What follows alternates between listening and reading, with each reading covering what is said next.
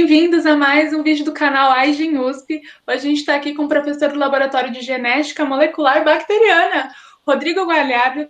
Ele é professor em microbiologia na USP, ele tem experiência na área de genética, com ênfase em genética bacteriana. Professor, antes da gente entrar na parte de pesquisa, a gente queria saber um pouquinho mais sobre o que o senhor gosta de fazer, quais são os seus hobbies. Um jeito bom de começar. Bom, primeiro, obrigado por me convidarem. Bacana, eu gosto do AIGEN, torço sempre pelos times da USP, sempre procuro saber o que está acontecendo aí com o pessoal. Então, obrigado por me convidarem para participar. Bom, eu sou uma pessoa bem normal, assim, não tenho nada muito especial. Sou casado, tenho 2 filhos, sou biólogo, sou professor da USP faz 10 anos.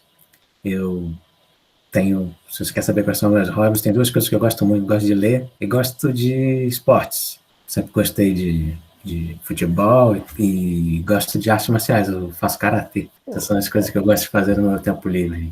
Já é a faixa preta, professor? Não, ainda não.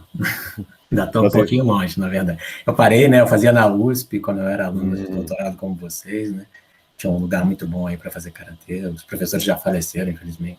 Ah, poxa. Mas agora, depois de burro velho, eu retomei um pouquinho, então desci um pouco as faixas de novo e tal, estou subindo um pouquinho. Agora, entrando um pouco mais na parte de pesquisa, a gente gostaria de saber em quais projetos o senhor anda participando atualmente. Legal, vou contar 5 minutinhos coisas que a gente faz no meu laboratório. Então, eu tenho um laboratório aí no Departamento de Microbiologia do ICB. Nesse meu laboratório, a gente, como a Larissa já falou, a gente pesquisa genética de micro-organismos. O tema principal que a gente está interessado é nos mecanismos que as bactérias usam para responder a insultos no seu DNA, que são situações que as bactérias se encontram durante o seu ciclo de vida, tanto bactérias que estão no ambiente, quanto bactérias patogênicas também. Então, a gente estuda isso em várias circunstâncias, interação da luz ultravioleta com o DNA das bactérias, ou antibióticos que interferem na replicação, que causam danos no DNA. E a gente estuda as respostas que as células evoluíram, né, para responder a esse tipo de agressão, que são muito interessantes, porque elas tanto promovem a sobrevivência das células nessas circunstâncias inadequadas, como essas respostas têm implicações para a variabilidade genética das bactérias, o surgimento de mutações, e, enfim, para a própria evolução bacteriana.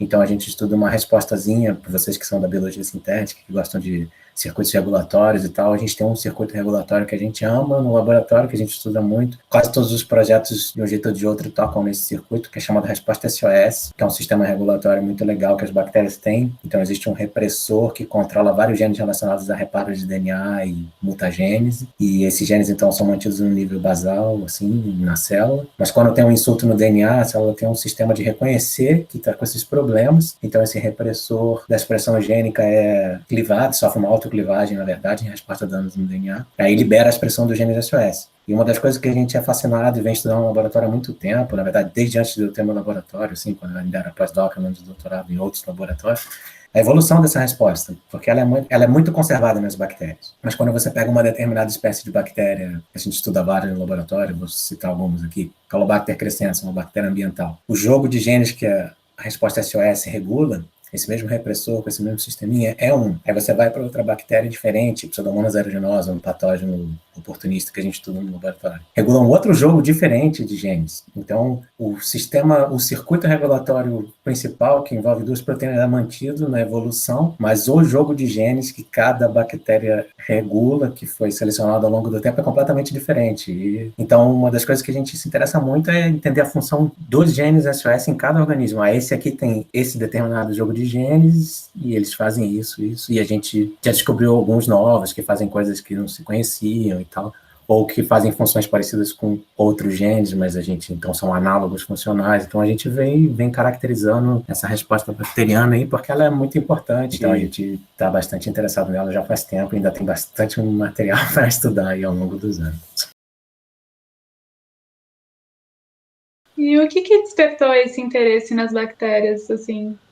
tanto você quanto seu grupo de pesquisa? Por que vocês decidiram estudar isso? As bactérias são um modelo de estudo excelente. Então, quando eu cursava biologia, eu fiz biologia na FRJ lá nos anos 90, sem querer entregar a minha idade, lendo genética, e lá tem um bacharelado especializado em genética, que não é todo curso de biologia no Brasil que tem, mas lá tem essa especialização. Eu desde cedo me interessei pela genética de micro-organismos mesmo, pela simplicidade e a beleza do modelo. Então, assim, e pelas descobertas fundamentais que foram fomentadas pela genética de micro-organismos, assim, basicamente tudo que a gente sabe da biologia molecular partiu daí, né? Replicação semi-conservativa, que as mutações são aleatórias, enfim, é uma infinidade de conhecimentos que derivam de estudos simples com bactérias e seus vírus, os bacteriófagos, né? Então, isso me encantou desde sempre. Então, eu sempre gostei, eu fiz mestrado nisso, depois eu vim para a USP fazer um doutorado, eu saí um pouquinho do tema, mas eu continuei na parte de reparo de DNA e tal. E depois, quando eu fui fazer pós-doc e direcionar minha carreira mesmo, eu falei, não, eu quero voltar para aqueles modelos que eu gosto, para estudar a genética de bactérias e tal, e dali não parei mais, a gente vem fazendo.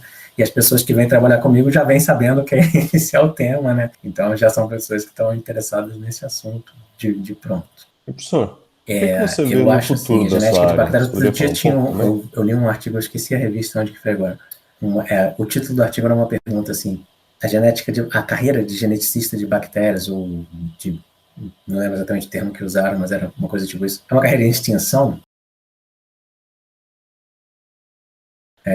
Ainda tem campo para frente para o estudo de genética de bactérias? E assim, a minha resposta pessoal é que com certeza, eu acho que tem muita coisa para ser explorada ainda. No mundo super específico que eu faço, eu já falei para vocês, assim, cada bactéria que a gente olha tem um sistema de resposta a esses danos diferentes, então tem uma infinidade ainda de assuntos assim para serem estudados. E de uma maneira geral, assim, eu acho que pelo contrário até do que o título sugeria desse artigo que eu li, eu acho que a importância dos micro-organismos é cada vez maior. Na indústria, na saúde, a questão de microbiota agora, que está explodindo como um assunto assim, da maior importância, na agricultura, enfim. Então, eu acho que é uma área em franca expansão, na verdade. Eu acho que a gente precisa de mais gente. Temos até uma massa crítica relativamente pequena no Brasil de pessoas que estudam genética de bactérias e biologia molecular de micro-organismos. Fora que, assim, para coisa que vocês se interessam, aí da biotecnologia e um passo último aí da biotecnologia, que é a biologia sintética, as bactérias são um dos chassis preferenciais, assim, para você montar circuitos novos, provas de princípio e como chassis mesmo para novas. Vocês devem saber até melhor do que eu aí, genomas mínimos de bactérias para fazer as células que são completamente direcionadas para determinados propósitos biotecnológicos. Então, é uma área para mim que é o futuro, sem querer puxar a sardinha para o meu lado. Ainda continuando, né, nessa pergunta, apesar que você já respondeu grande parte, né? Na verdade, ela seria qual a importância das bactérias, tanto na pesquisa científica quanto no nosso dia a dia. Mas você acabou de responder já. Eu acho que está por aí, né? Desde os micro-organismos causadores de doença, que é a primeira coisa que as pessoas pensam, né? Quando você fala com um leigo, assim, né? Que fora alguém pergunta para você, assim, o que você faz? Um estudo de genética de bactérias, mas para quê? Aí a pessoa já vai, porque causa doença, né? Que a bactéria daquela dor de ouvido, tritséptica, endocardite, sei lá o que você quiser. É óbvio que sim, nesse aspecto também da saúde. E um pouco da pesquisa que a gente faz é direcionada nisso, de antimicrobianos e evolução da resistência e tal. Mas está longe de ser só isso, né? Como matriz de processos biotecnológicos, a microbiologia ambiental é de importância gigantesca também. Então, assim, as bactérias são tudo, estão presentes em qualquer lugar, né? Então, elas são muito importantes. E compreendê-las é uma parte importante da gente compreender a vida, né? Do estudo da biologia. Agora, uma pergunta um pouco complicada e que devem perguntar um bocado para você sobre isso daí. O que você acha sobre a resistência microbiana? Que dizem que vai chegar logo mais por causa do uso extensivo de antibióticos. Acho que vai chegar, como eles estão prevendo, mais ou menos em 2050. Eu acho que é um problema imediato. A gente não tem que esperar 2050 para acontecer. São previsões, são difíceis de fazer, né? Assim, precisas, né? Vai ser em 2050, 2030, mas o fato é que já existem hoje micro-organismos que são resistentes à maior parte dos tratamentos que a gente tem disponíveis, se não todos. Alguns já tem uma sensibilidade moderada a uma droga, o resto todos os que poderiam ser usados naquelas circunstâncias já não funcionam mais. Então, sim, é um problema que tem que ser atacado pela sociedade, é um problema subapreciado. Doenças infecciosas em geral perderam um pouco do glamour de serem estudados, na verdade. A gente está vendo a consequência disso agora aqui na pandemia de coronavírus também. Perderam um pouco o glamour dentro da biologia, dos estudantes de biomedicina, de biologia, etc., para outras coisas que talvez tenham mais apelo midiático, assim como estudar o cérebro ou estudar câncer, mas elas não podem ser negligenciadas de jeito nenhum. Então, o desenvolvimento de novos antibióticos é paulatino, é lento, é escasso, é um campo de pesquisa que precisa ser estimulado. Existem opiniões aí que acho que são muito coerentes, que ventilam que o desenvolvimento de novos antimicrobianos não é um foco tão grande da indústria farmacêutica, da indústria de medicamentos, por várias razões, até por razões econômicas, porque já está bem esgotado e porque são, vamos dizer assim, talvez remédios que vão dar menos retorno financeiro do que alguns outros, como drogas anticâncer, etc. Então, é uma questão que eu acho que é fundamental, e pesquisa acadêmica também tem bastante importância nessa área, assim, não deixar só na mão das indústrias que tem que fazer, tem que ser estimulados a fazer, mas a gente também, dentro do possível, né? Você acha que agora, com essa pandemia acontecendo, as pessoas vão dar um pouco mais de atenção para essas pesquisas? Eu não tenho a menor dúvida. Não tenho a menor dúvida. Assim, a virologia já virou o status de grande ciência a ser desafiada e destrinchada, né? E as outras partes da microbiologia, das doenças infecciosas também, né? E não só do estudo das doenças infecciosas, né? Eu acho que valoriza o estudo da microbiologia como um todo, né? Porque mostra como é importante a gente conhecer, né? E a pesquisa básica, às vezes, leva a gente para o lado de descobrir alguma coisa que vai impactar aí em novas drogas, etc., né? Então, descobrir novos mecanismos que as bactérias têm, nunca se sabe, né? Então, acho que favorece a microbiologia como um todo, né? O ambiente atual. Professor, você consegue citar mais ou menos alguma aplicação industrial correlacionada com o uso de bactérias no geral? No geral, estão milhões, né? Assim, mas com certeza. As mais óbvias, né, que são produzir compostos através da tecnologia do DNA recombinante, uma coisa que já começou já faz tempo, né? Começou aí com a insulina, talvez tenha sido um grande pontapé assim para a biotecnologia ser uma coisa de conhecimento público e de interesse geral, e hoje em dia temos aí vários compostos que são produzidos em bactérias através de tecnologia do DNA recombinante, que são usados na indústria nas coisas mais variadas, desde produzir queijo até compostos terapêuticos aí, como a própria insulina, né?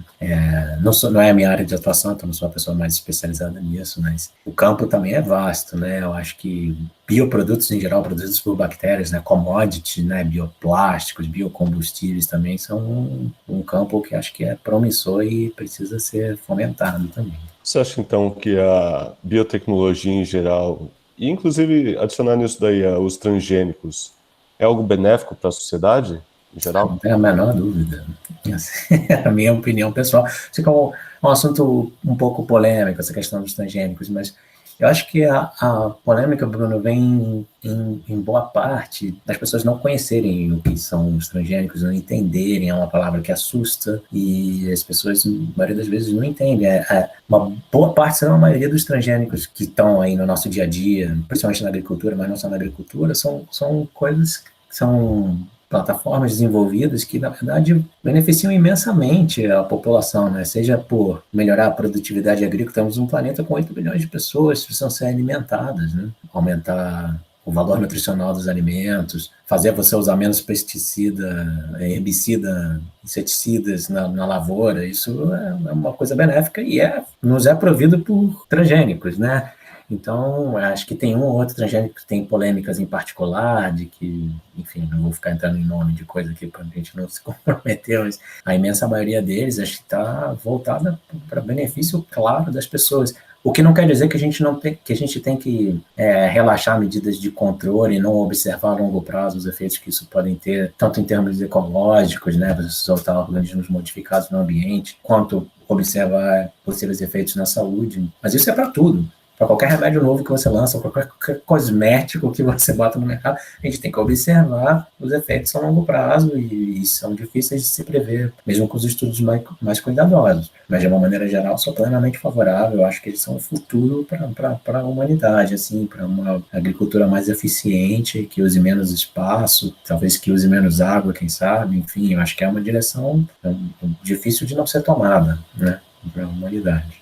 Bem, não sei se você conhece nosso projeto, provavelmente sim. O Larry B, ele tem como foco a criação de uma planta transgênica que consiga degradar o imidacloprido, né, que é um defensivo agrícola, no pólen de cultivares para poder preservar a vida das abelhas polinizadoras e também manter o efeito do pesticida contra pragas e o resto da planta, certo? E o que eu queria saber agora, aliás, o que nós queremos saber, é o que você acha desse projeto. Eu vi, assisti a apresentação de vocês, né, vocês me convidaram, eu achei muito interessante mesmo, assim, acho que o problema das abelhas é um problema que sensibiliza qualquer um que tem um mínimo de apreço pela questão do meio ambiente e tal, é um problema sério, né? Achei uma solução bastante engenhosa, vocês tentarem colocar lá no tomateiro, né? Eu acho que vocês vão fazer, né? Isso. Enfim, proteger as abelhas via uma planta transgênica, eu achei uma ideia sensacional. Eu estou torcendo para o sucesso de vocês, para que vocês consigam, né? Eu acho que é uma das abordagens dentro daquilo que vocês estavam planejando. Acho que até no dia que vocês apresentavam, eu cheguei a fazer uma sugestão, por exemplo, de quem sabe para o futuro aí, projeto de vocês, para essa competição, com certeza não, né? Pensar na paratransgênese também, né? Às vezes, se vocês modificassem, colocassem a resistência à droga, que tem um nome que eu sempre me atrapalho para falar aí, imidacloprid, é isso, né? Exatamente.